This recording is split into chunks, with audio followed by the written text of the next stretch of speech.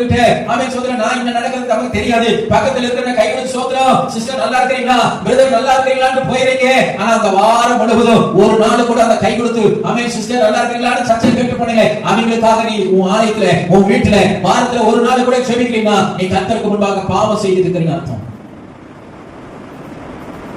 நமக்கு தெரியாது பரலோகத்துல ஒரு நாள் கர்த்தர் நீ ரத்த பலி கேட்கிறார். உங்களுக்கு கணக்கு இருக்கு. ஒருவேளை பக்கத்துல இருக்கிற ஒரு சகோதரன் ஆவிக்குரிய ரீதியில நல்லா வளர்ந்துட்டு வந்தாலும் அதனுடைய பிளஸிங் உனக்கு இருக்குது. அதே சமயத்தில் சபைக்கு வருகிற ஒரு சகோதரனோ சகோதரியோ பின்வாங்கி போகிறார் என்று சொன்னா அதனுடைய ரத்த பலி உன்னிடத்தில் தேவன் கேட்பார். தேவன் கேட்பார்.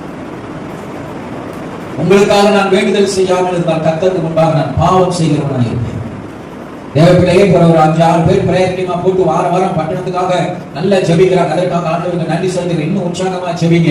ஜெபம் பெரிய காரியத்தை செய்யும். ஆனால் ஒவ்வொருவருக்கும் சொல்லுகிறேன் ஆமென் சோதரன் இந்த சபையில இருக்கிறவங்களுக்காக ஜெபிக்கணும். முருகேசன் பிரதர் நீங்க வீட்டுல சபைக்காக இங்க இருக்கிற பேரை சொல்லி ஜெபிக்கணும். இங்க இருக்கிற ஆண்கள் பேரெல்லாம் தெரிஞ்சுக்கணும். ஜோசுவா ஆமென் சோதரன் ராஜ்குமார் மணி என்ன பிரகாஷ் பிரதர் இப்படி தெரிஞ்சு வச்சு அவங்களுக்காக ஒரு நிமிஷம் ஆசீர்வதி ஆண்டவரே அவங்க நல்ல வேலையில கொடுத்து சும்மா இதை ஜெபம்னா போதும். நல்ல வேலைகளை கொடுங்கப்பா. அவன் தேவையை சந்திக்கப்பா. அவங்களுக்கு விரோதமா எழுதுகிற ஆயுதங்கள் வாய்க்காமல் போகட்டும்.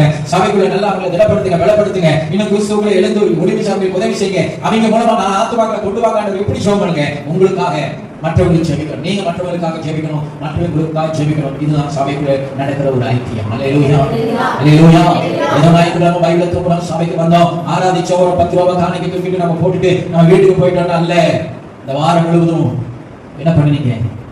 தேவன் விரும்புகிற தேவன் கல்வாரி சிலுவையிலே தன்னுடைய ஜீவனை கொடுத்து மீட்ட அந்த ஜனத்துக்காக நீங்க ஒரு 2 நிமிஷம் ஜெபம் பண்ணீங்களா? ஒருத்தர் மனுஷன் கேட்கிறாரு, எனக்கு இங்க கேட்கிற மைண்ட் வாய்ஸ், நான் எனக்கே ஜெபம் பண்றது இல்ல, நீங்க அடுத்தவங்களுக்காக ஜெபிக்க சொல்றீங்களே பாஸ்டர். நீ கர்த்தருக்கு விரோதமாய் பாவம் செய்கிறாய். நான் என்ன பாஸ்டர் பாவம் செஞ்சேன்? நான் யாரை கெடுத்தேன்? நான் யாருக்கு விரோதமா என்ன பண்ணேன்? இல்ல, நீ ரட்சிக்கப்பட்டுட்ட. நீ ஜெபம் பண்ணினாலே நீ கர்த்தருக்கு விரோதமா பாவம் செய்யற. இப்படி நான் சொல்லுகிறேன். இரவிலே நீ ஜெபிக்காம படுத்தினா பாவம். நீ ஜெபிக்காம படுத்தினா இரவிலே அது என்னது?